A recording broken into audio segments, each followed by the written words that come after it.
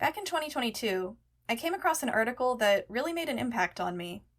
It spoke to the hopelessness and disillusionment I was feeling. It was in the midst of the pandemic and climate devastation, and things looked really grim for the left, for the world, and for our survival as a species. They still do. As I've said in the past, I don't want to shy away from acknowledging those feelings. I know that's how a lot of us are feeling right now, solar punk or not. But we also need answers, and practical programs to engage in. We have to give this whole saving the planet thing our best shot, even amidst all the hopelessness, disinformation, and reactionary politics around us. The article resonated with me because it also pointed the way forward in what I felt was a really promising direction. Its proposals were well thought out and informed by a synthesis of the best ideas on the left, rather than sticking to a particular party line. It was refreshing, and it brought me hope even as it acknowledged my hopelessness.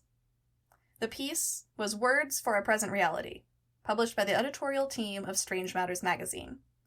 Here's a quote that, to me, functions as a sort of mission statement. We don't have the answers ourselves to the burning questions the movements for radical democracy, economic reconstruction, and cultural renewal must answer in the 21st century. Nor does anybody else. But we have been inspired by the lonely work in marginalized corners that some people have already done to make progress on aspects of those questions, which deserve greater attention. We are attentive to the need for a new culture of open-minded inquiry on the left, and we've developed a provisional understanding of the methods people have used in the past to create new knowledge that is both practically useful and breaks free from the dogmatism of the past. End quote. This article is how I first heard about Strange Matters, and I've been following the magazine closely ever since. Their articles cover economics, culture, and a lot more from a variety of left perspectives. But what they all have in common is a depth of research, high-quality writing and editing, and I'm not sure how else to put it, but every article feels refreshing, like it tells me something I genuinely didn't know or hadn't considered before. It's a fascinating project, and while not necessarily solar punk, I think you can see how their interests align with my own, and hopefully with yours as well. I sat down with two Strange Matters editors, Kyle and Francis, to discuss the magazine and what it means to them. It's admittedly a long conversation, but it was a really good one. I didn't want to cut any of it out, so listen on and hopefully you'll see what I mean.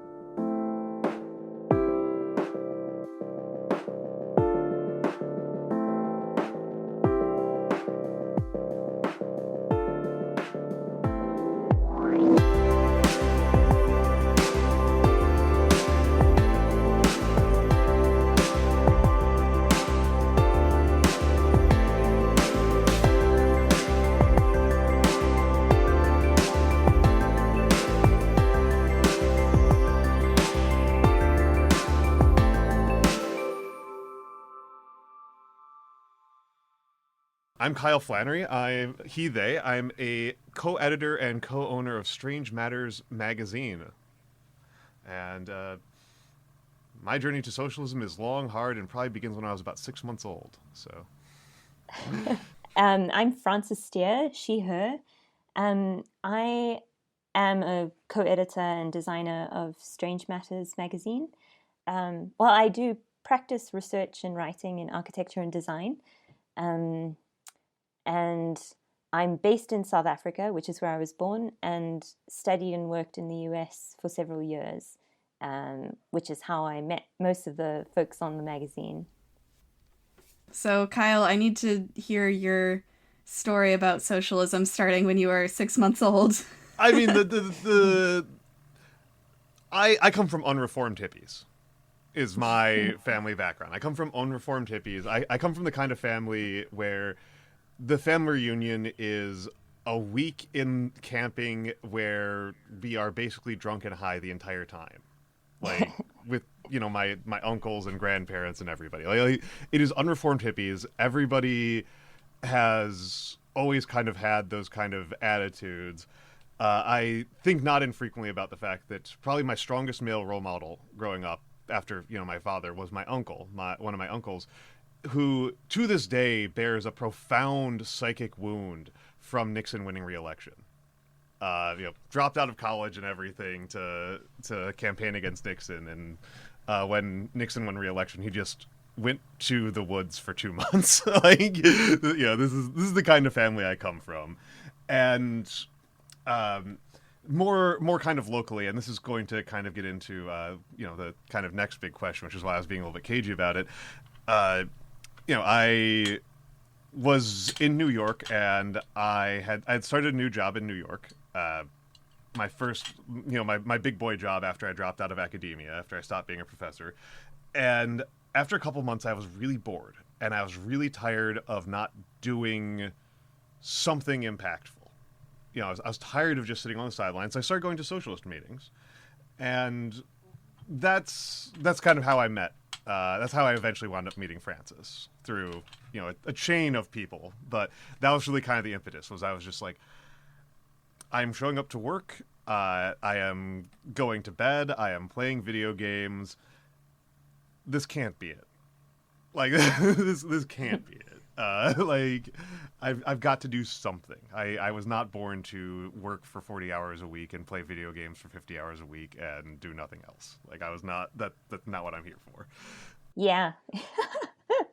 So Kyle's family are hippies, and my family are like artsy hippies.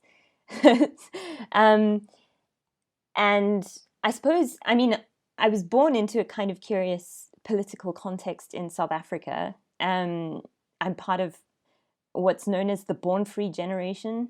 So right after apartheid. But it's kind of a bit ridiculous for me to claim that because I'm white. Quite a curious situation to be born into politically and racially. And then I ended up getting a scholarship to study in the States. And I think there was a lot to think about the US political context and the relationship between the two while I was there. And I was a very distracted student because I was thinking about a lot of this stuff all the time, and got very politically engaged in various forms. And in fact, actually, at universities where I met one of my co-editors, we were in an arts collective together. It's JMC, John Michael Cologne. We were in an arts collective together and in several political organizations. We were also in a magazine together and the university radio, so all sorts of things. And constantly we're having like 7-hour conversations. So the the friendship was in the furnace there. And I worked for several years in an academic context, like research at a university, and was generally politically fed up and involved in socialist organizing of various flavors. And then this group of people got together and followed through on this idea of a magazine. And it's been wonderful. And so I guess to kind of talk about how this all kind of came together, how this all kind of gelled together, and this kind of gets a little bit at like why we did this and like what our goals are. The fourth editor who has not been named here is Steve Mann, who's brilliant. And I was working with Steve in Debtors, in the Debtors working group. Largely by coincidence. I did not actually have any particular economics background. I just kind of woke up and was like, I need to do something. And it was the first DSA meeting after that.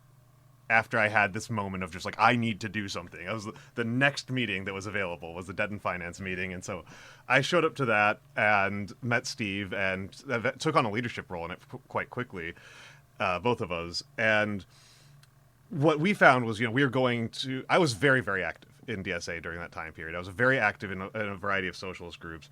And what me and Steve and John Michael found was that we were explaining the same ideas over and over and over and over again. And they weren't always, strictly speaking, you didn't always have an opportunity. It wasn't always germane. We weren't just like shoehorning it in. These ideas that we were having about how to make the economy fairer, how to make the economy more effective, how to make the things that we actually want to do work instead of just begging a more powerful person to do them for us. And we, at a certain point, just got kind of tiresome that, like, we were explaining the same things over and over again. We didn't have a dedicated platform for these ideas. And there was often a frustration of having to retread the same ground over and over again. And bluntly, when you're talking about making political change is ultimately made by people. But people need to have institutions behind them. And some of those institutions are intellectual. And this would hardly be the first time a social movement got its start with a magazine. And with some very strong opinions. And so, I knew Steve, and Steve knew John Michael, and John Michael knew Francis, and that kind of caused the core coalescence. And, for a while we were meeting in a, like, karaoke bar above a buffet in Midtown Manhattan, and during at noon on, like, a Sunday when, like, nobody was there other than construction workers. It was a very interesting vibe. It was us and, like, 5 Zen fountains. Yeah, 5 Zen fountains and, like, the occasional construction worker, and it was in like a huge room, like it was like hundreds of empty chairs, and that's really kind of like the initial impetus, was that we, and sometimes I joke that really Steve is the brains of the project. He hates it when I say that, so don't let him listen to the episode. But we had these ideas about how we could be doing things not just more effectively, but how we could make the world a better place. And that's really what was underneath it. It's just like this surfeit of passion and this desire to put it into the public and this desire to have it on the record. That was really the core of it. Yeah. I mean, Carl is focusing on the, like, consensus among us to really make a point of publishing a lot of information about institution building and structures that are democratic in nature, and, like, really trying to make it as empowering and practical as possible. But there are other elements to the story that I'll flesh out a little bit more. So the left publishing sphere felt a little stale at the time. And also there was this desire among us for there to be more open and less snobbish public intellectualism, for there to be, like, academia is, like, very much in its own little microcosm, and very little of it bleeds across into the public. And the public is hungry for reporting and commentary that is more sophisticated than the vast majority of what is out there. And, we've experienced that. We've been met with a great deal of support. And so, like, in bridging those two worlds and, like, kicking academia or academics in the backside to be a little bit more relevant to the public, we've kind of, this may be dovetailing into another topic, but we've really focused on having, on developing a house style and a way of writing that is, that doesn't talk down to our audience and deals with fairly sophisticated subject matter in a way that is both accessible and retains its sophistication. The metaphor that John Michael loves, and I think it's a very good one. We all do. Yeah, that is this should have the vibe of going out to coffee with a friend who is just so excited to share the thing they just learned with you. And I think we've hit it as best we can, I think.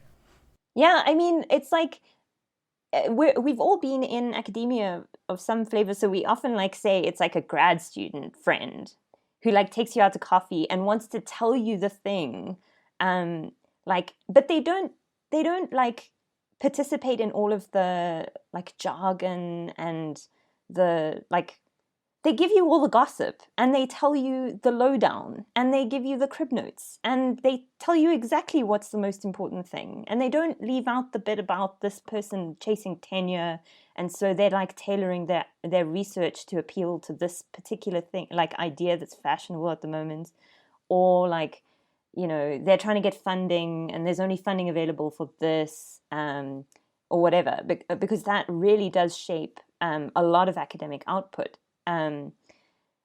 So that's the metaphor we basically tell all of our writers as well, and we keep referring back to it, this like coffee date, and it makes it like more enjoyable.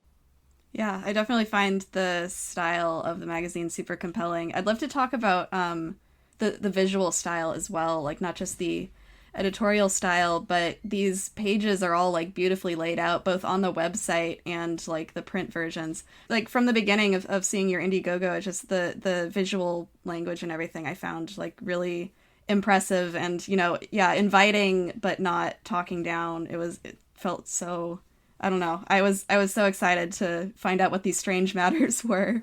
So I'd love to hear about how that developed, like what you're inspired by and what you're trying to convey to the reader. Because I think it works, but I'm curious how you got there. Oh, thank you. That's really lovely to hear. So first of all, Frances, I'm gonna start off because I'm gonna have less to say. So I've just got a little story from the beginning of this. Well, first of all, one part of the story is Frances struggles to believe that she has crafted something that is so compelling. she is frequently people ask me, and I ask me, "Wow, where did you get your shirt from?" People find it incredibly compelling aesthetically, and Frances has trouble believing it, and we should always gas her up more.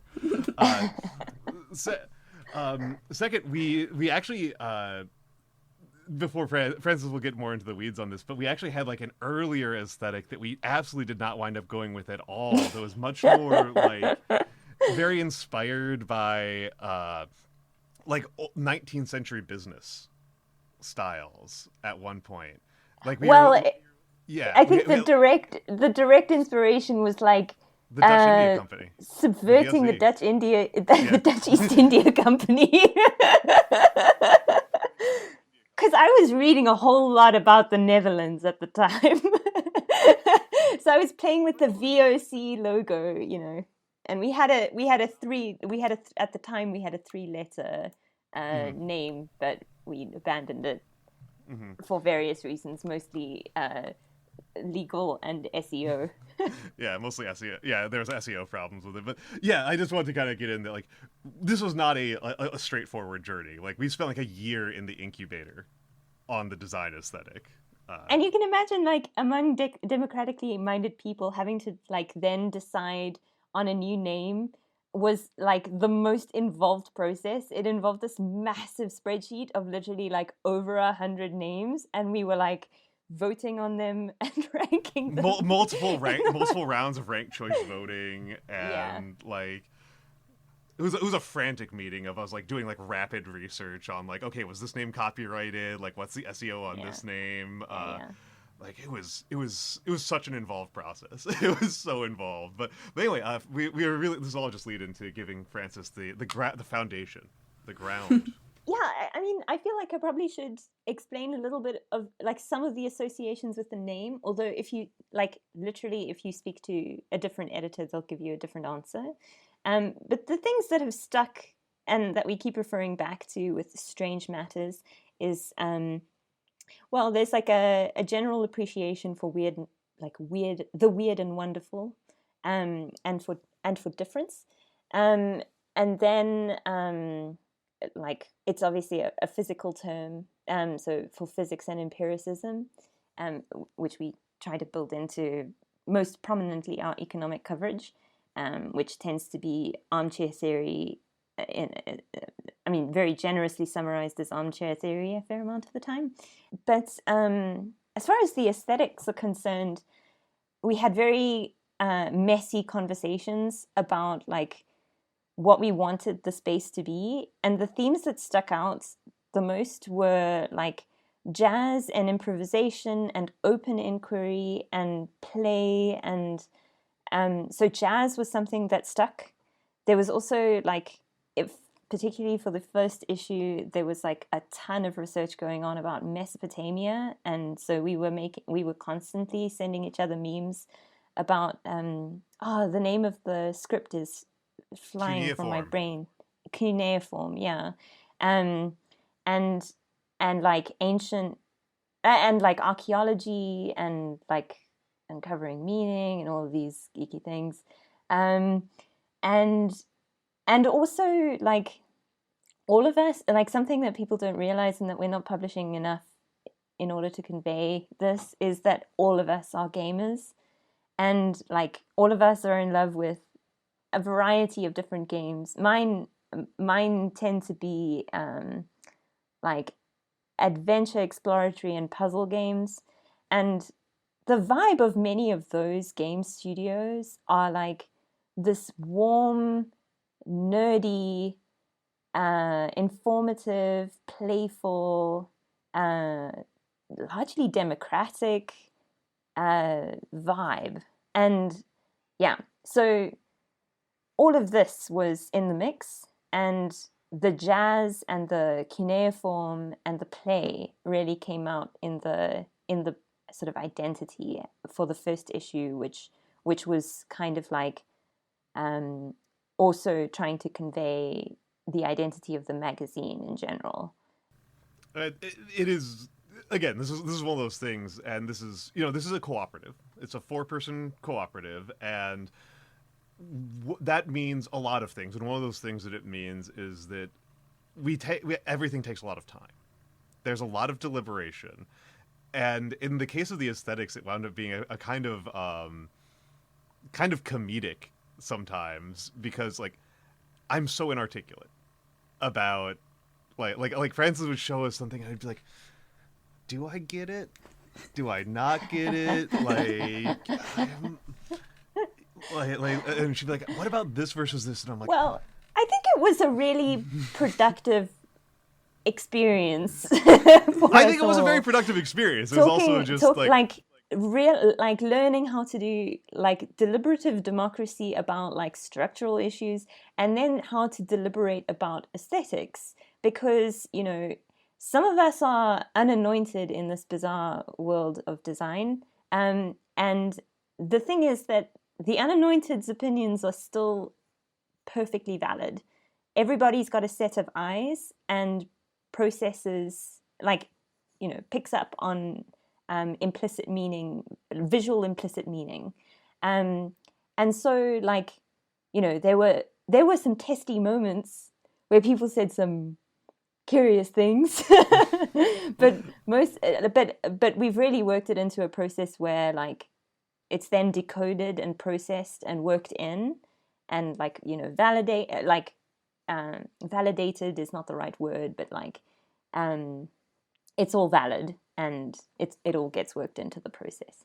Yeah, kind of like user testing or user research in UX.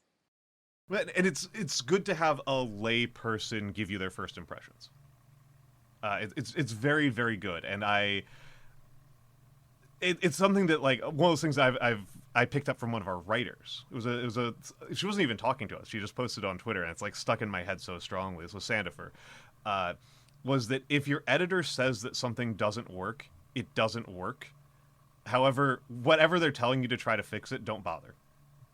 Just, you're the writer, but like if the editor thinks it doesn't work, that means that the audience doesn't think it's going to work. And if you're just talking to other people who know your field and are experts in your field, they're going to subconsciously understand things that the rest of your audience isn't going to understand.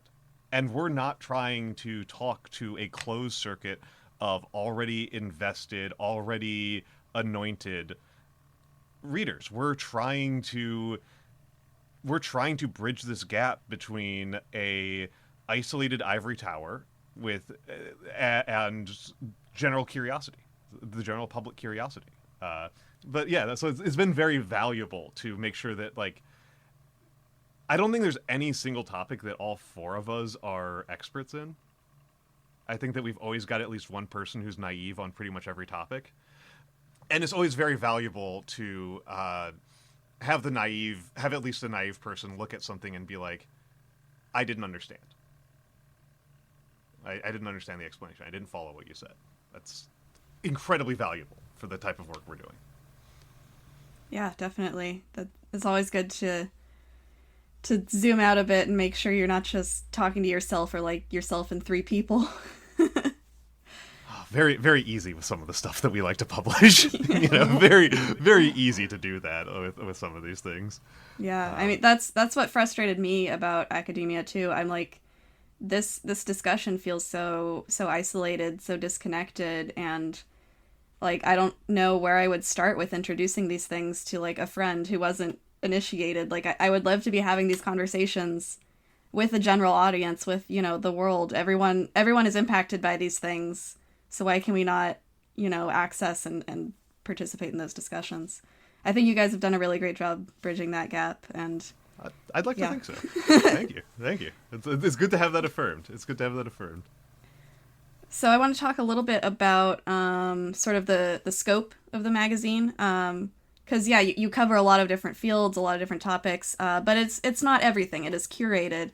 So I want to talk about sort of how you defined that scope. You host a diversity of left perspectives, but I'm wondering, how you, why you made that decision, first of all, to not make it like just a party line or any like explicit, particular ideology, but also if there are boundaries or like places you won't go, sorts of things you won't publish, and like how you define that, how you justify that.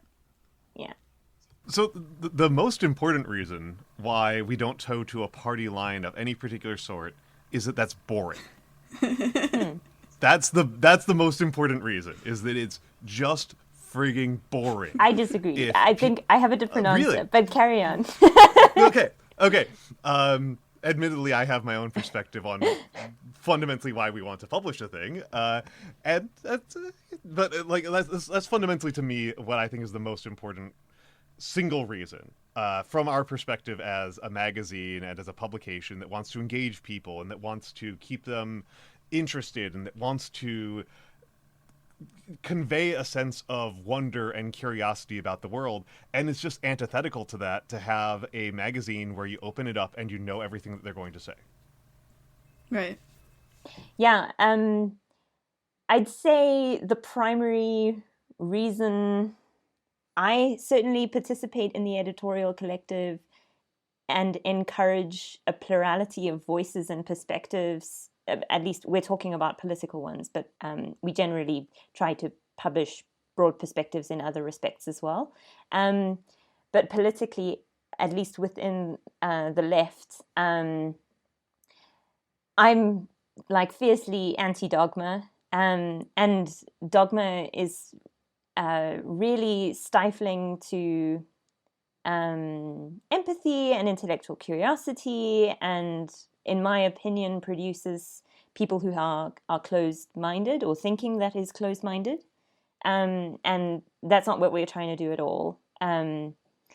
We like to retain a sort of tone of irreverent curiosity, and like to believe that to an extent people have different perspectives and think different things for reasons, and we should look to try and understand those reasons. And my experiences in leftist organizing have exposed me to like various contexts where I felt that the modes of communication were preventing progress from being made and ideas from being uncovered and institutions from being built. So yeah, we're trying to foster a culture of openness and playfulness and warmth. Perfect. I'd also love to talk about how you settled on a magazine in the first place. You've got background in like radio and academia and all sorts of like different formats and fields. And was magazine your idea from the beginning, or did you know you wanted to communicate but you didn't know how? Well, and it's a print magazine too. So many decisions that went into that. I'd love to hear how you got there. There are so many reasons why it's print, or why it's a magazine, one, and why it's print, two. And like with the name thing, it'll be different whichever editor you ask. Um, I had some experience in print media in university as well. I also happen to really like print, like paper, and there. But I think more substantially, there's this history of left publications like the New Left Review and some newer magazines, Current Affairs, Jacobin, London Review of Books, really beautiful literary magazines that host this kind of like, that sort of foster a community around them. And we really are gunning to have a letters section in the future, because we really want people to write in and tell us what they disagree about in the essays we publish, and that is partially because we want to like foster the community, and also because like we know successful letters sections in other publications like the London Review of Books that are just like wonderful. Like you get people from all over the world writing in about their perspective, however ridiculous. I mean, sometimes they're very informed and really like incisive and incredible. Other times they're fanciful, like bits of like random information from their PhD that just adds to the conversation. And other times it's deeply petty, and all of it's just wonderful to consume.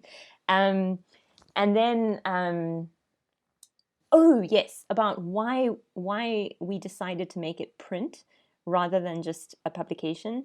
Like an online publication. It's very expensive to print, so it's a very good question. Like, we're certainly like lifting a lot by deciding to print the magazine, because just publishing online has very, very low cost. But it really like, in my opinion, certainly it puts you into a different like category of publication. There are millions of blogs out there, and of course there wouldn't be millions of blogs who do what we do the way we do it, but there's something special about having the physical thing, and also about like being able to do some of the things that we've done in print. Like, we really, among us, love footnotes because we're really nerdy and we really love to see like where the information comes from, and also have the opportunity to like do asides that are often really lengthy. But we've made this choice of like structuring the entire print magazine around these beefy side notes in the margins of each page, and that gives one the opportunity, if it's a footnote or if it's an end note, you have to like, you disrupt the flow and you have to look down the page or page 20 pages on to get the information that they're alluding to in with the number. But when they're published right next to it, there's that immediacy, and also we want to encourage our readers to like scrutinize us through the letter section, but also just like, okay, this is a point. It's substantiated in some way with some reference to some person who's also thought thoughts like this in the past. And there it is right there. And you can go and read it if you want to and decide, actually, we've completely misinterpreted this. Ultimately, more than anything else, it was just kind of the skills that we had coming in. Ultimately, that's, to me, that was like kind of the biggest thing. We did come in with a couple of different sets of skills, but the one that was kind of, that made the most sense for us to try to capitalize on was that Francis and John Michael have experience working with little magazines and with print magazines, and they know the world and they have connections, and the connections that I had at that point, I was undergoing a pretty significant career transition at the time, were not really monetizable in any meaningful way. And Steve has quite a bit of experience running a successful. He was running a very successful podcast at the time that we started, and that was just in a lot of ways a lot less compelling to us for what we wanted to do. There were a couple of things that a magazine kind of enabled us to do, above and beyond what we thought we could pull off with other formats. And one of them was this very kind of scattershot approach to topics. That, like, yes, there are variety podcasts. Yes, you could publish an anthology book. Yes, you could run a blog. But a magazine with its discrete articles that are all published side by side allows you to really get across this variety of ideas and enthusiasms and perspectives in a really accessible way, in a way that people are familiar with and they're ready for, and that they can engage with and are prepared to engage with. And that gelled well also with the fact that this was a collective effort. This was not a single person or a single unified vision. This was a mood, this was a tone, this was a vibe, this was a collective decision of a bunch of like-minded knuckleheads in a karaoke bar in New York. And a magazine allowed us to work with that on multiple levels. You know, the way that the publishing schedule worked for us. We did like specific elements of the formatting, but it allowed us to deliver. I know that people feel weird about this word for some reason, but the content, the ideas, the ultimate package, the intellectual abstract package, fit neatly into the box that is a magazine. So, yeah, speaking of print being expensive, the Indiegogo was how I found out about the project. And I'm curious what that experience was like, if there were conflicts with your politics, with, you know, being a cooperative. Were there things you found difficult? Would you do it again? Do you think this is the right approach for a leftist project of this size? We'll start there. I mean, we didn't want to be beholden to any big donors. That was a huge and factor. Because we wanted to have like absolute intellectual freedom. And what, like, if you scratch below the surface of practically every magazine or literary magazine, you'll find that it's bankrolled by some person. And maybe it's an oligarch, maybe it's like just some wealthy person who made a foundation. But yeah, we didn't want that. And I mean, there is some savvy in doing an Indiegogo because it's like this big push for publicity in the process of raising money and getting people excited about this new thing. I mean, there were, I'd say, like, by and large, I think the crowdfunder model is I think we'd do it again if we had to. There are like reservations about elements of it, but by and large, I think we took the right approach. I agree in large part. I mean, I'm just thinking not just about the initial fundraising, but about all of the methods that we could even hypothetically have for getting money. Because it's very, very important to say that, you know, first of all, the printing costs quite a bit of money. The paper costs money, the distribution costs money, and we're paying our authors. We are paying our authors pretty competitively, and we are furiously committed to making sure that we're paying our authors fairly, that we're not trying to pay people in exposure, we're not trying to nickel and dime people, we're not doing that horrible NGO thing of guilting people with our mission statement is so important. No, we want our authors to be paid fairly, and we're willing to sacrifice quite a bit on that altar. And the, we're thinking about all of the possible ways we could get money to pay for those things. And subscriptions is what we're doing, but that doesn't get you the initial fundraising. Oligarch money is the classic one for this kind of world because, you know, a magazine that has 1,000, 2,000, 10,000 readers, like a single person who's moderately wealthy can fund that.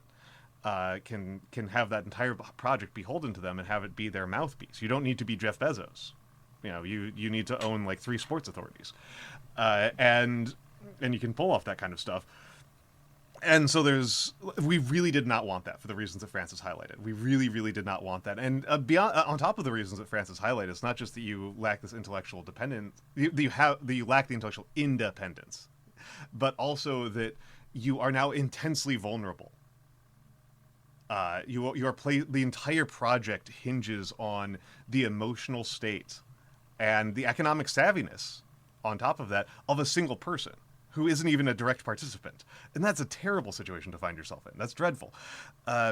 There's advertising money, but, like, in this day and age, like, no. Like, it's not really worth it. I mean, the thing like... is, on a very practical level, advertising didn't make sense because we didn't have an audience yet. So what are you selling? You're not selling anything. There are also reasons why we haven't done advertising yet, ranging from... like the cost of shipping, it goes up if you're an advertising magazine, and there are like several other like economic factors that play into it. But like ultimately, like at the point of fundraising and founding the magazine, that was like simply not. It was simply not an option. Yeah, it was simply not an option, and like.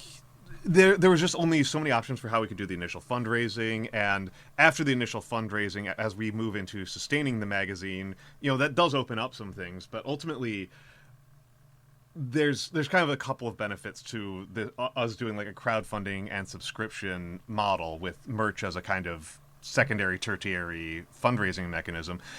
And that's that we're not beholden to any individual mover, and that it does actually give us a very useful form of feedback. We're not doing this as a pure vanity project. We want to be making stuff that people want to read. And that was the thing that we were talking about early on in the Indiegogo campaign of like, if we don't reach a certain level of funding, that just kind of tells us that people don't really care.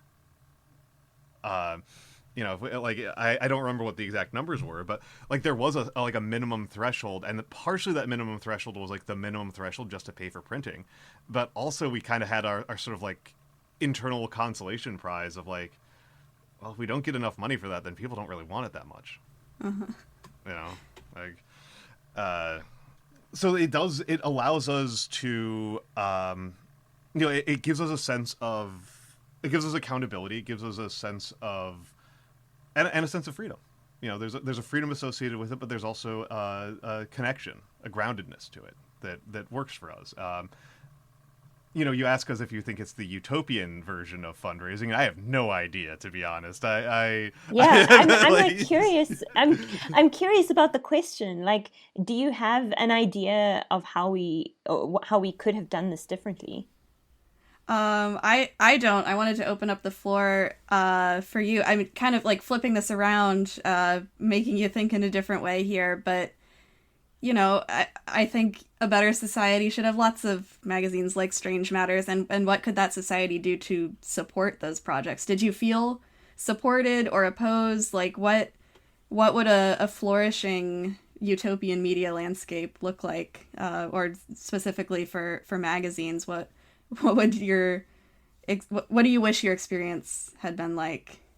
I want to say, like, outright, I was surprised by the level of support that we got. I think, but of course that's like particular to the American market. If we had tried to do this magazine in South Africa, there is just much less like monthly subscription. Like, people are much more stingy about doing monthly subscriptions.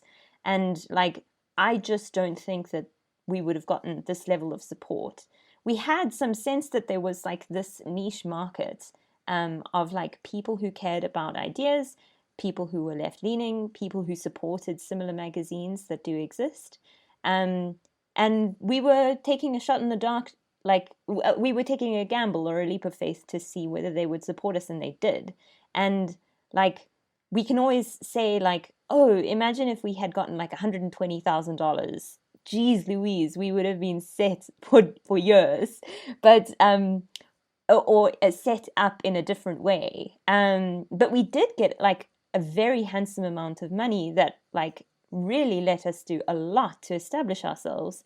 And we have like, I mean, I don't want to go too far, but like we have pretty healthy growth, and it's looking quite optimistic.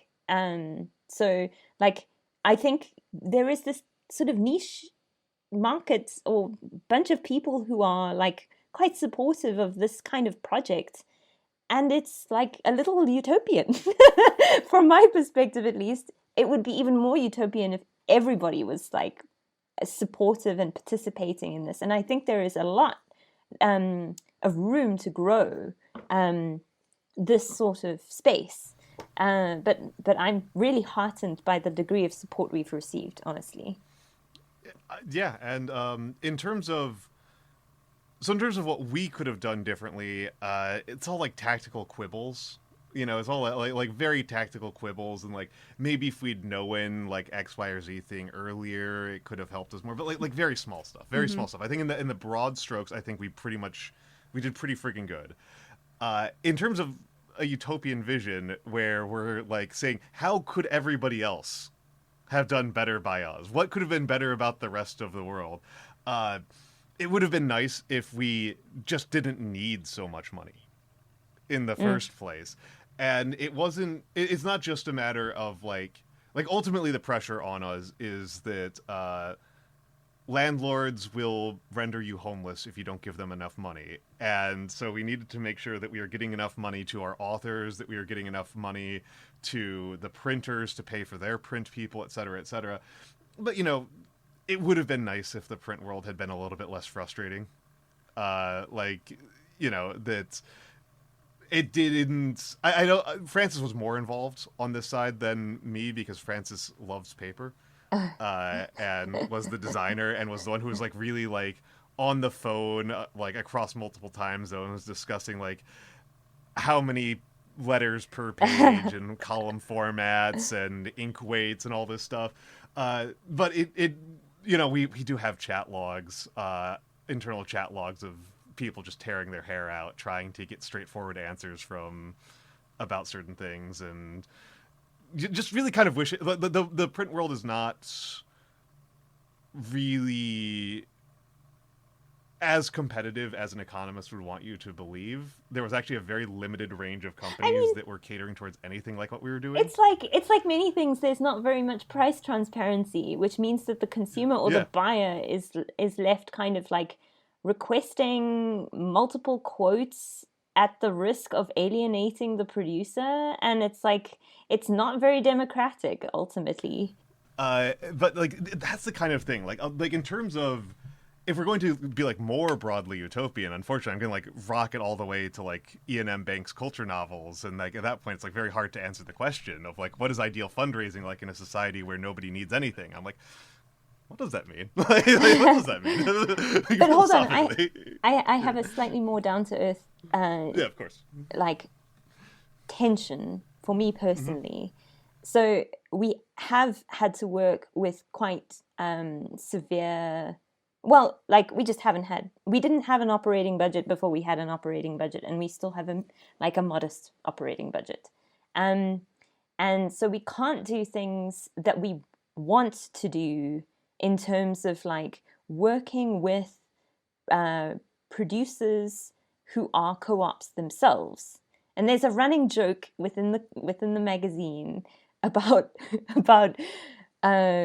fostering the monopoly co-op, where it's like a vertically integrated like chain of like supply chain of co-ops. And you know, every time we do business with somebody that isn't a co-op, it's like a missed opportunity to promote these institutions and these ideas practically. So yeah, I mean, you know, in the future we want to work with co-ops for printing, for merch, for like with small designers and small producers on like I'm actually working on that. Here's a little tidbit for your listeners. I'm working on getting interesting merch from small designers and small producers into the store. So yeah, you know, like we're really nerdy about co-ops and democracy and institutions and institution building, and that filters into everything, which produces really long conversations and debates about all of this stuff. Oh So yeah, if you scratch in another area, we could ramble about that too. Yeah, when we're in dreamer mode, when we're in total dreamer mode, part of the dreamer mode is using our magazine as the kind of nexus seed for an entire cooperative economy. Yes. Sprawling outwards from this one start point, which is ridiculous. Let's just say ambitious. Yeah, ambitious. Actually, that was the point.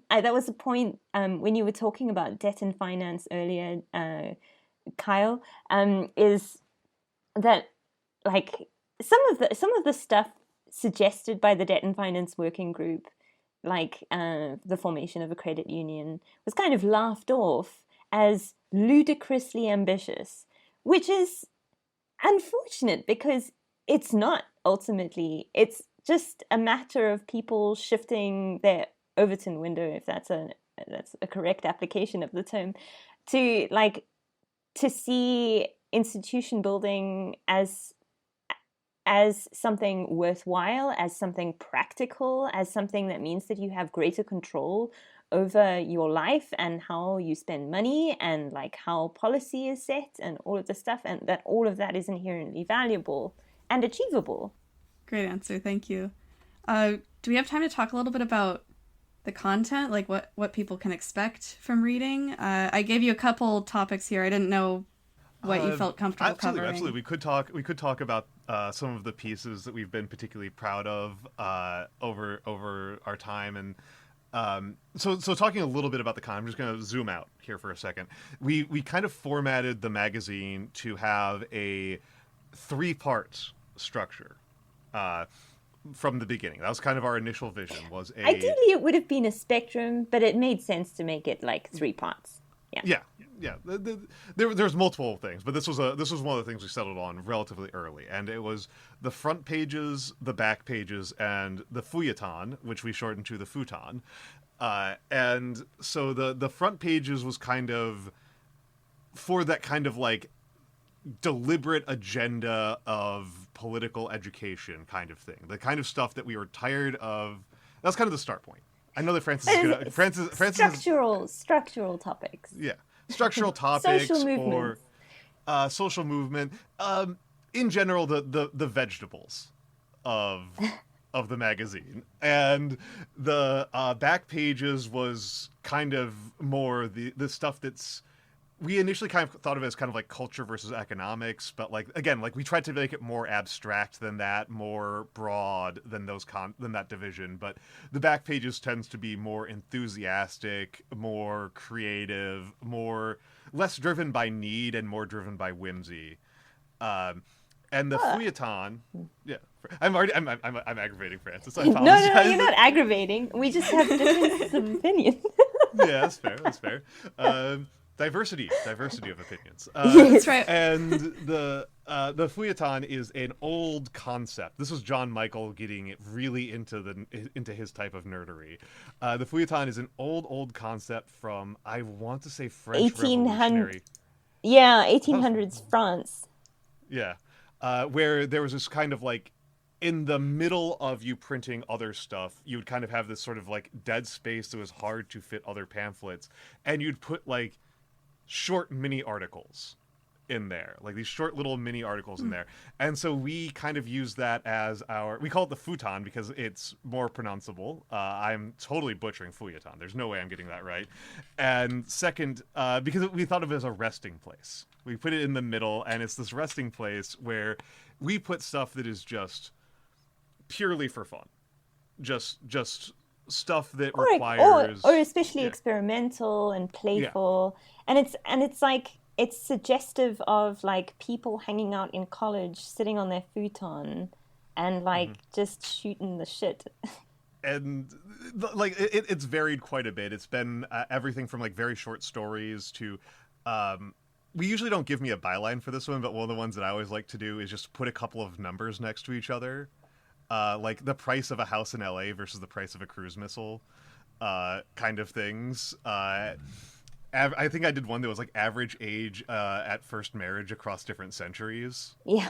And I'm thinking deeply about these things because like there is a whole political discourse about like, oh no, I can't believe how late people are marrying, but like I know enough history to be like, the average age at marriage nowadays is about the same it was in the 1600s. There was a dip in the 17 and 1800s, but it's more or less recovered to its early modern. Like this is not actually that weird. And like I'm just like putting it in just like numbers without actually explaining why I'm doing it because I think it's fun to have people like try to think about like about having these Frames things of in their reference. head. These little frames of reference. And that's probably about the most minimalist thing we tend to put in there. We haven't yet just put in doodles or cartoons in there, but we absolutely could. You've got a couple weird like mythical creatures in one of them. I thought those were fun. I like the like overheard on the subway or whatever. That's one that John Michael those loves two. in particular. The overheards. He's a particular fan of those, and to some extent those are a thing that also has an interestingly modern valence. Like I'm referring to like French Revolutionary stuff, but a lot of that stuff is just like Twitter post almost. Slice of life type stuff. Yeah. Yeah, but it's often like no preamble. You just kind of have like a person just like talking as if like you're supposed to understand the context. You're just supposed to piece together the context from the fact that like somebody told you the story, but they don't have to tell you why they told the story. You just have to suss out that they told you the story for a reason, and that's a very poster mindset way of telling stories. But I would say that's me zooming out to like the broadest spectrum level of and of course we do not have editorials. We do editorials as well. But yeah, I mean, as a section. Yeah, like it's funny because a lot of what we've already covered in the conceptualization of the magazine and the process and the fact that we're a co-op, and so we have these massively long meetings and have these like processes to make decisions. It's all like a reflection of what people typically like to talk about, which are our opening editorials, New Ontology. Although, what was it? What was the name in the end? What was the name in the end? I'm gonna. It was Words for Our Prison Reality. Yeah. We're very professional. And then also, yeah. It went through several name changes, which is why it's confusing. And then Socialism with an Anarchist Squint. And like we've kind of like covered the subject matter of those in our discussion about the magazine, because we're very much trying to like live what we think or live what we think is the best approach to things in theory through the magazine. But I'm wondering, are there any, like, do you want us to talk about these, or do you want us to like give you a smorgasbord of things we've really enjoyed publishing or things that we're moving in the direction of? When I wrote these questions, I was originally thinking we would go through New Ontology and Anarchist Squint, give like the theoretical backing for your work. But I do feel like we covered that just in talking about, the practice of it. So if you want to give, I don't know, like what your favorite thing to work on was, like what article you'd be most excited to have people come and read.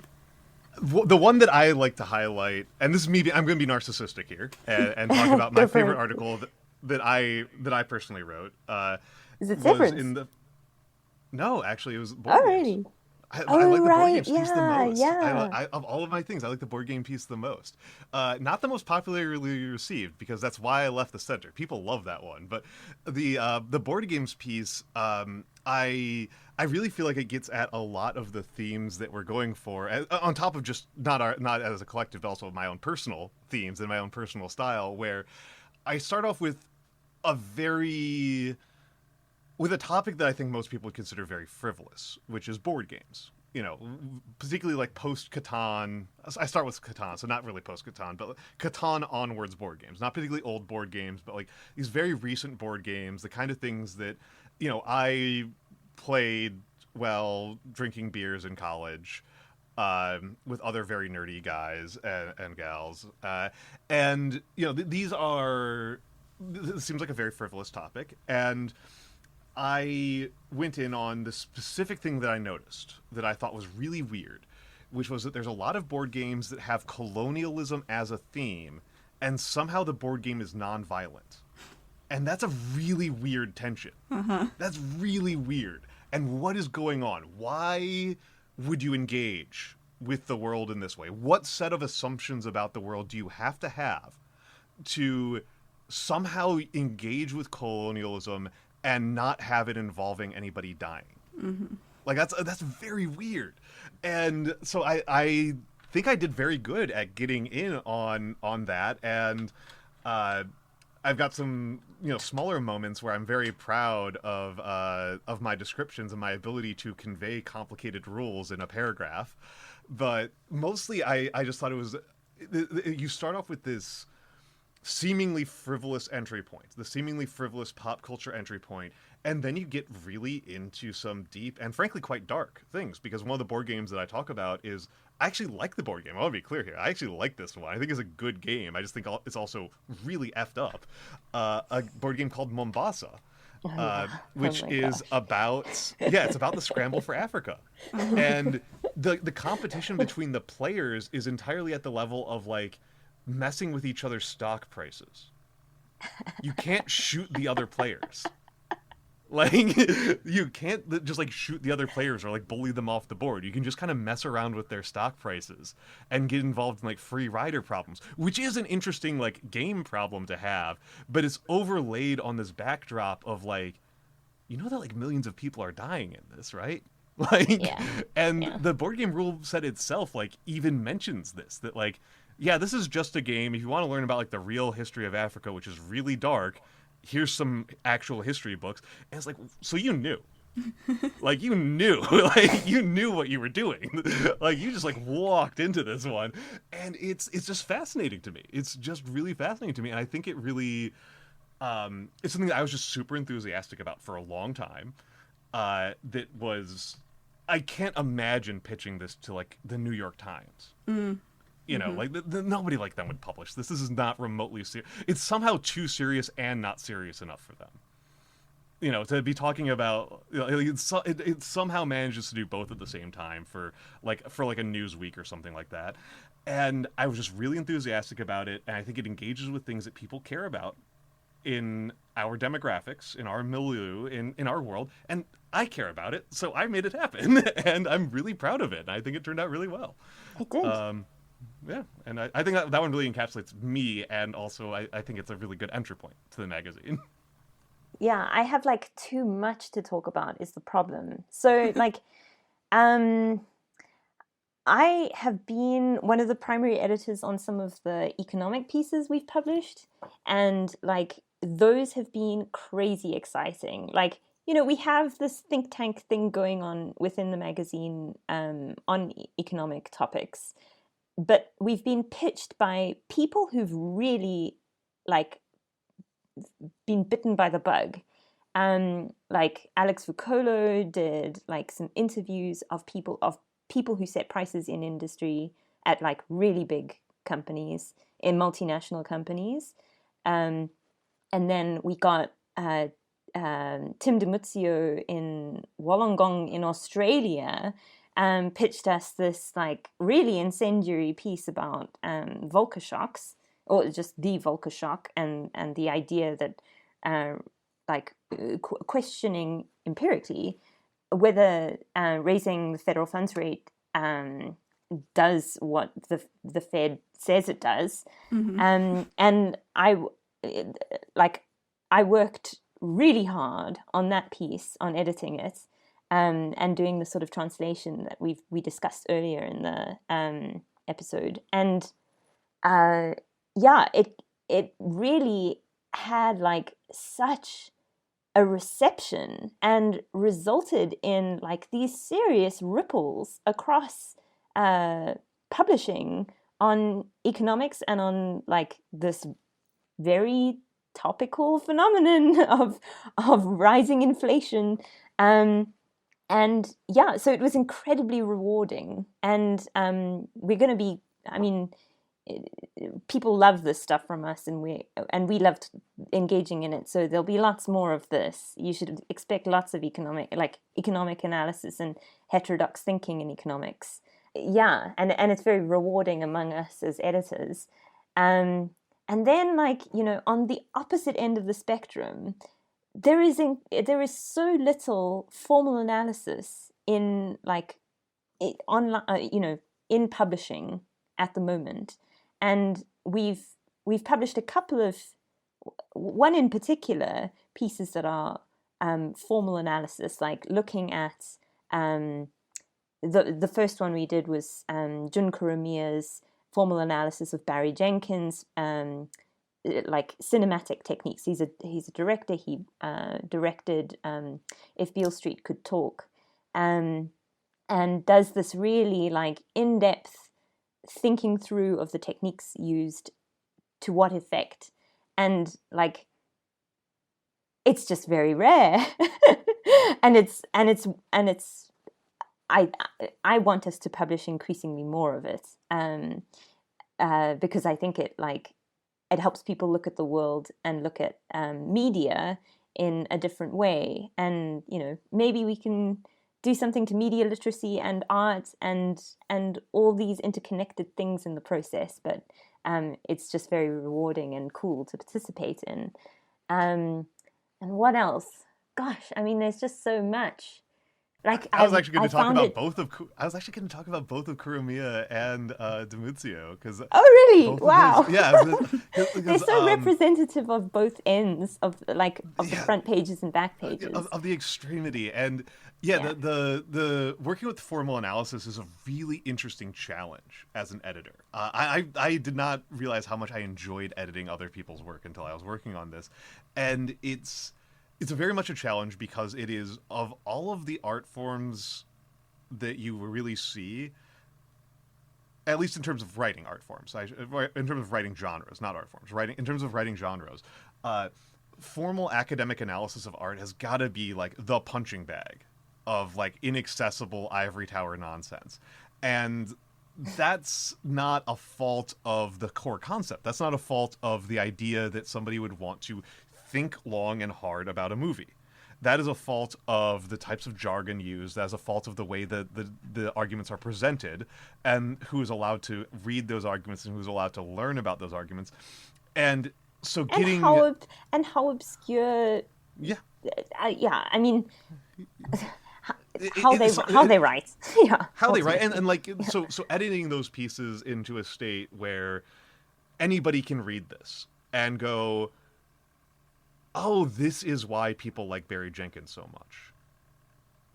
That's really rewarding. That's really, really rewarding. It's really wonderful. So that was one of the ones I was thinking about a lot.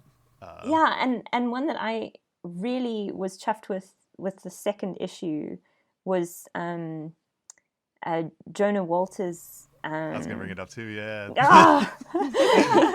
We're on the same page for once. He did a review of David Graeber and David Wengrow's The Dawn of Everything, which, you know, has been met with pretty like universal praise, and Jonah did quite a critical reading that was still, you know, adoring, and recognized the novelty and the expertise and the like incredible intellectual project encapsulated in the book, but which really dug like into this slightly lazy categorical thinking going on between Graeber and Wengrow that was actually like not present in other publications that they did. So it's a bit surprising that it showed up in this piece of literature or of archaeology history. But it was just like so well written and so nice to just like receive this pitch out of the blue from like somebody who admires the magazine and is like so on the same page with us. Like, I think, you know, this whole thing has been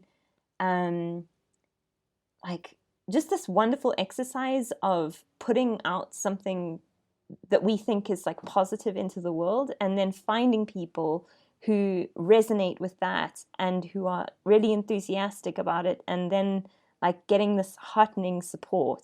And yeah, it's been like a really wonderful process. Yeah, that's been my experience putting out this podcast too. Like people are looking for this stuff, and it feels really good to Absolutely. be having these Absolutely. conversations. And yeah, another one that I partially just because I got so many funny quotes was the Dayton Martindale Oh yeah. piece about extinction events, which like extinction events is like a depressing topic, like intrinsically. Like you're doing a solar punk podcast. Like mass extinction is an incredibly depressing topic. It's, but like towards the philosophy of the asteroid, like this is such an like it starts off with such like when we were looking at this piece, when we were looking at the early start of this piece, it was such an absurd premise and such a fascinating premise of like, so like what is the ethics of hitting a planet with an asteroid? like, Or like, okay, there's this event millions of years ago, and without it, we wouldn't have come to exist, but also comparably sophisticated species ceased to exist.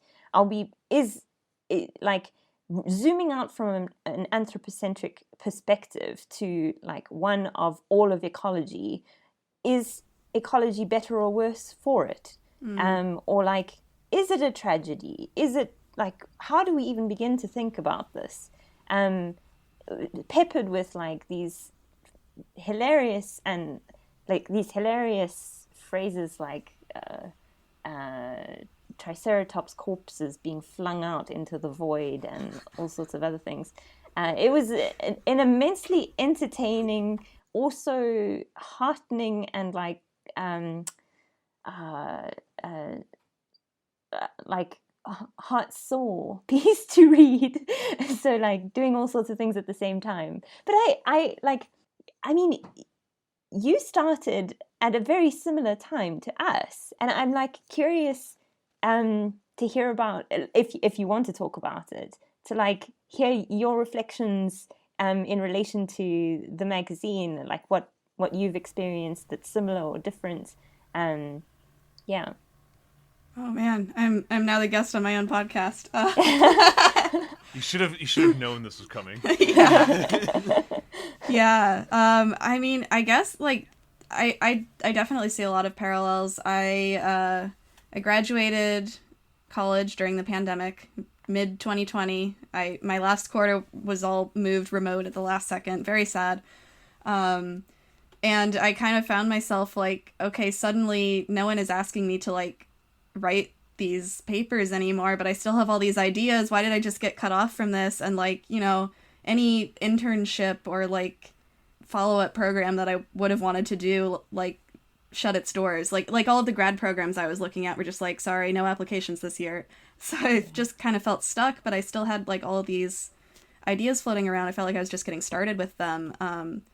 And I don't know exactly where I got to the idea of starting a podcast. I started listening to a lot of podcasts because, I wasn't interacting with people. I needed people in my brain to like talk to. So podcasters were like my friends for those couple months.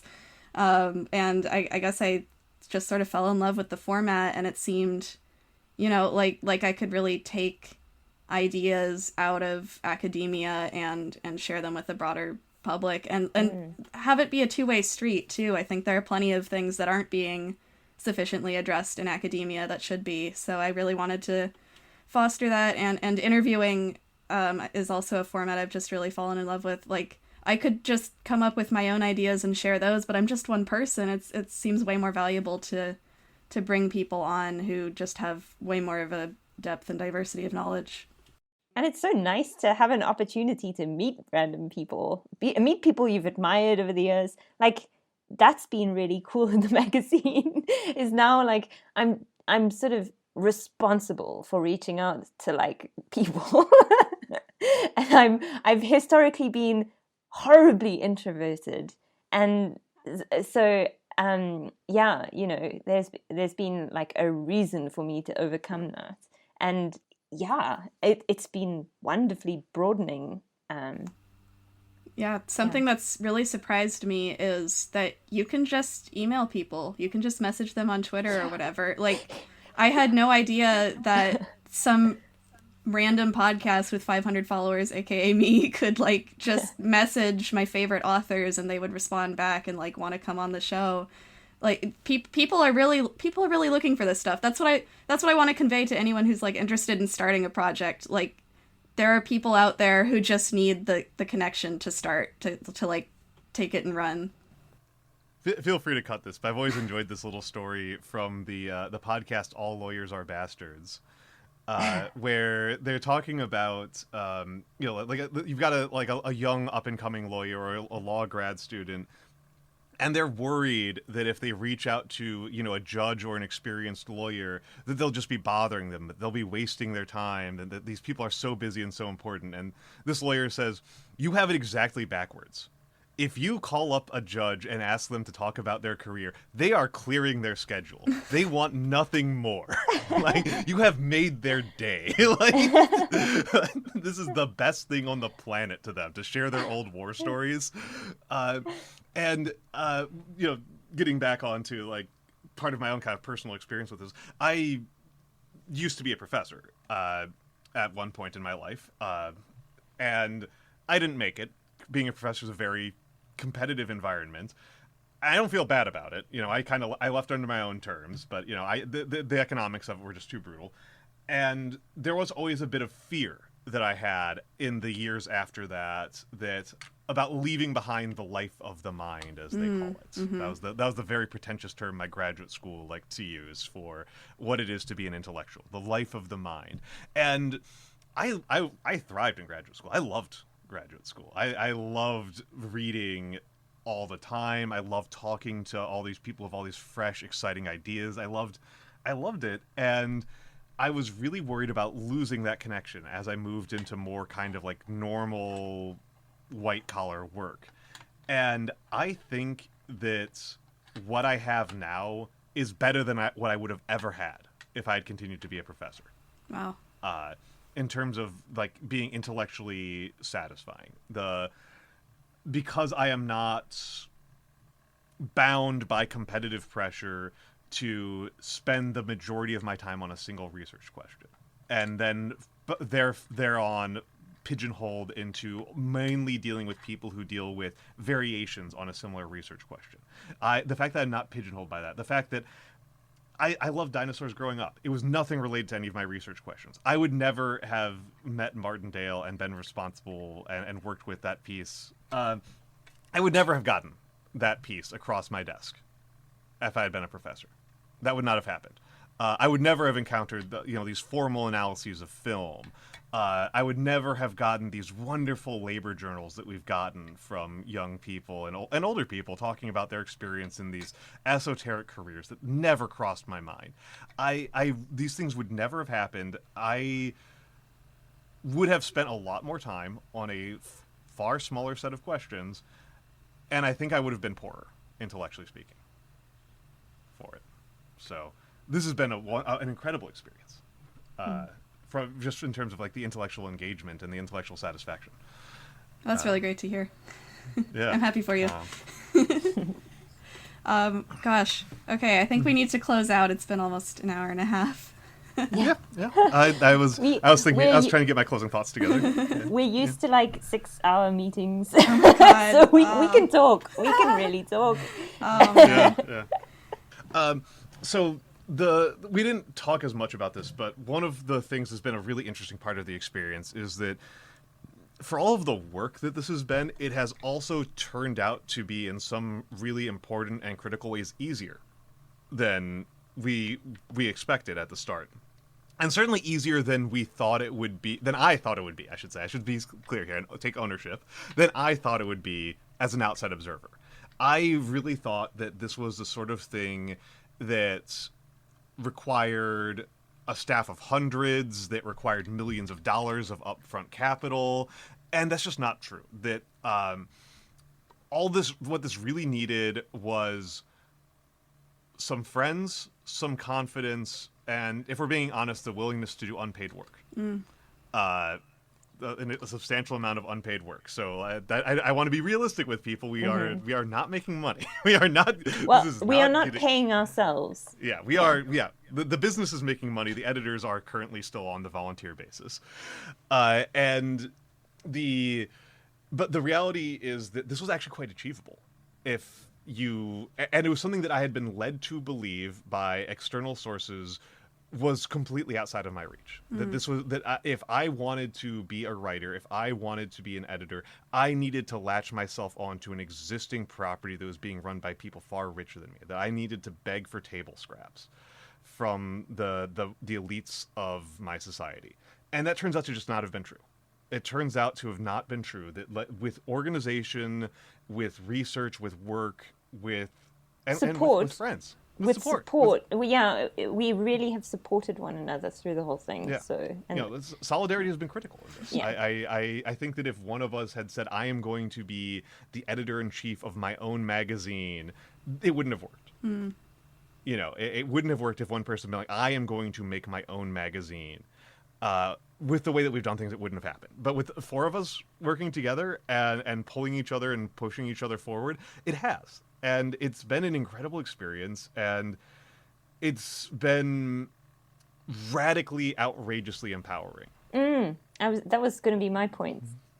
Do you want to carry on? Sorry for stealing a march on you. I was trying to get the mic drop moment, and I always try to get those mic drop moments when I'm on podcasts. It's something that you can do, you listener, not just Luca, because Luca's already doing it. Dear listener, you can do this kind of thing. You can start a credit union. Start a credit union today. You can start a credit union. I've got businesses that there are ones that I would recommend more and less. I generally do not recommend going into restaurants. It's an extremely vicious field. But, you can make your way in the world and make an impact in the world. And there are things that seem insurmountable. And part of why they seem insurmountable is that the model that you are being taught, the model that you have been given, is one in which a single person does it and they just use an enormous amount of money that they got from some completely external source that you're not privy to. And it turns out that you can make up for not having that kind of money with having a couple of friends. I feel like that's a sufficient mic drop, and I'll just leave it there.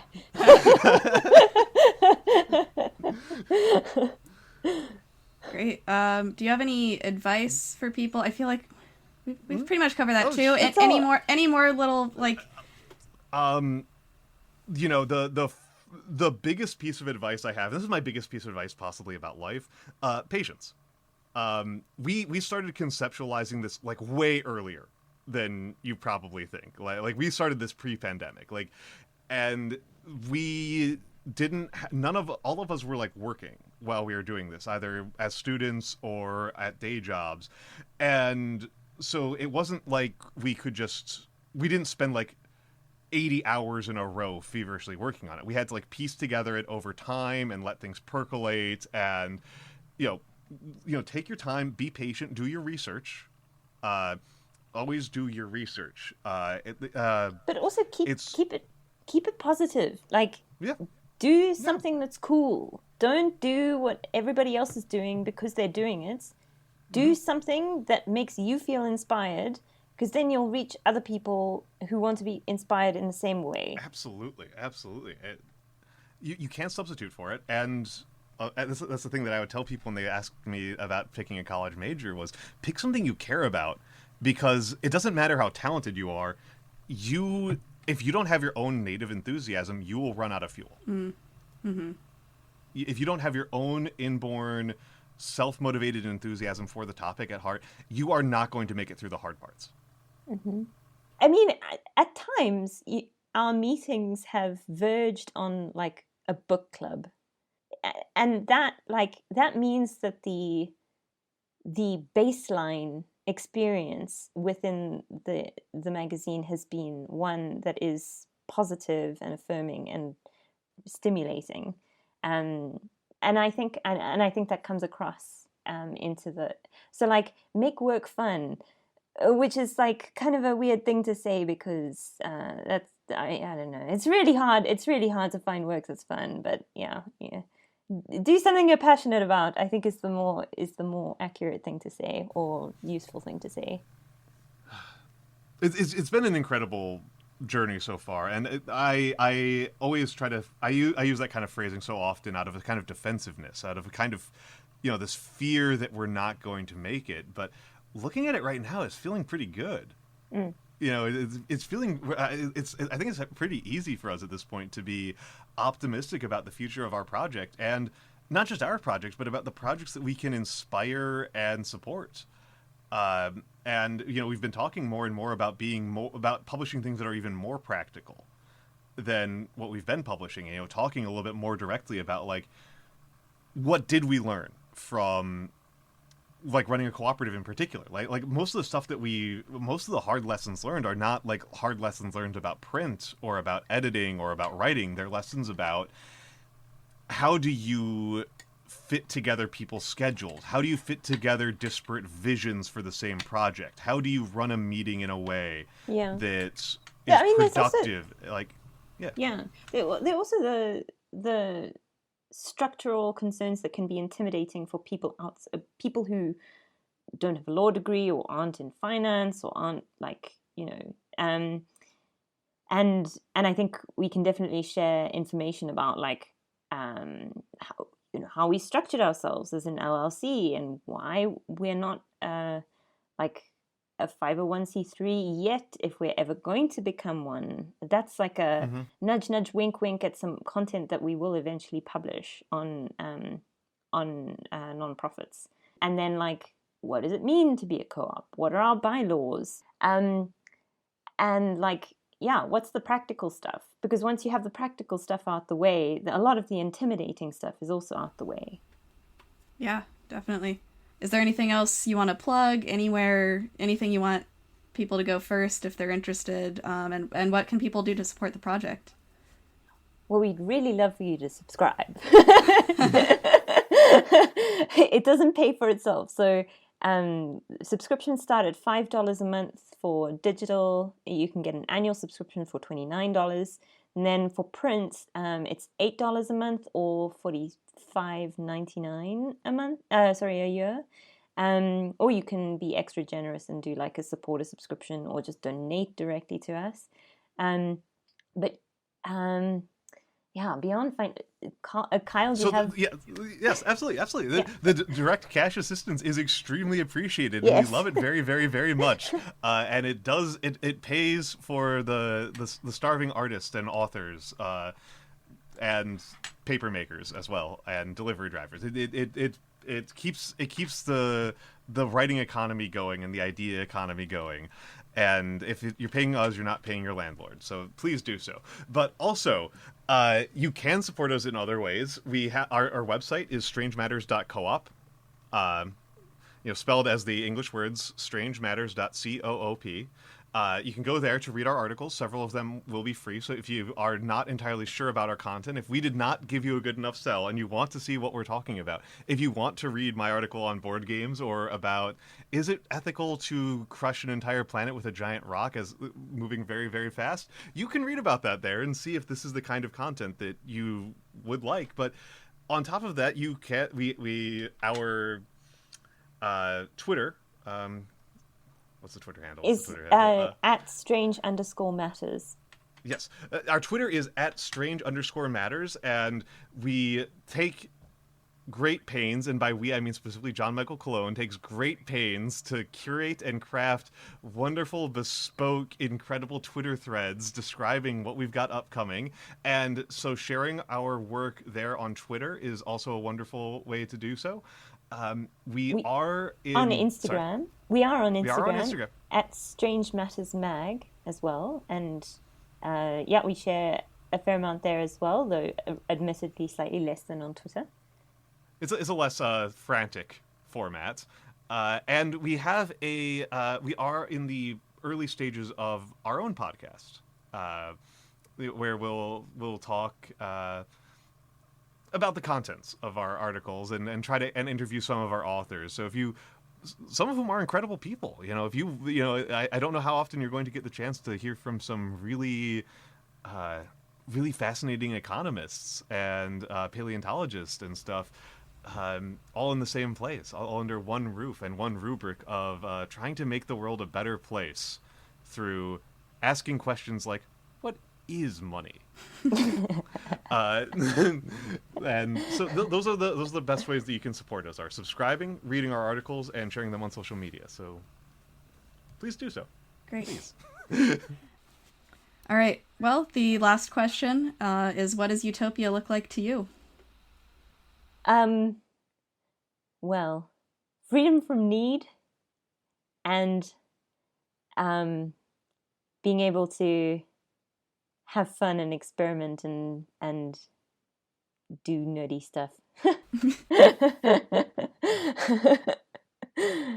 There we go. My succinct answer. Carl, I think you probably have a more considered one. So I have a whole thing about the concept of utopia, and I have this whole thing about politics. Go in. that I think all politics, every political position is a utopian position. That everyone has a utopian politics, even when that seems incomprehensible to you. You just have to you just are not quite seeing how weird those people are. I like to make the joke that the centrist utopia is what they're just looking for, a place where they can be a hero for making compromises. They want nothing to be different about the world except for they want to be heroic for being the person who makes reasonable compromises. Otherwise, they're fine with everything else. That's their utopia, is the one where they get to be the hero for being this reasonable. And so so utopia is such a broad, incredible concept. And my first, I mentioned earlier that, there's a whole, if I could have anything, there's E&M banks, the cultures, such as, an obvious start point. But to me, what is utopia is me and some friends, old friends, new friends, any friends, in my backyard, having some drinks, sharing some food. That's utopia to me. Nice. Around a bonfire, Kyle. That would be delightful. That is delightful when we get to do it. Recently. We did that recently. That's part of why she's laughing. We've actually done this. And you're practicing it. I'm living it. I'm living it. That to me is utopia. Is hanging with your friends, and we should all be able to do it so much more.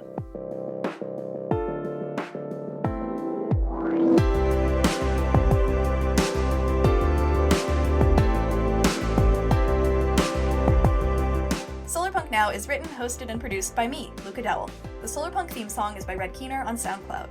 My guests today were Kyle and Francis of Strange Matters magazine. You can visit strangematters.coop to read the magazine or follow them on Twitter at strange_matters. You can follow me on Twitter at SolarpunkCast, Mastodon at solarpunkcast@spore.social, or visit solarpunkcast.net for all episodes, including show notes.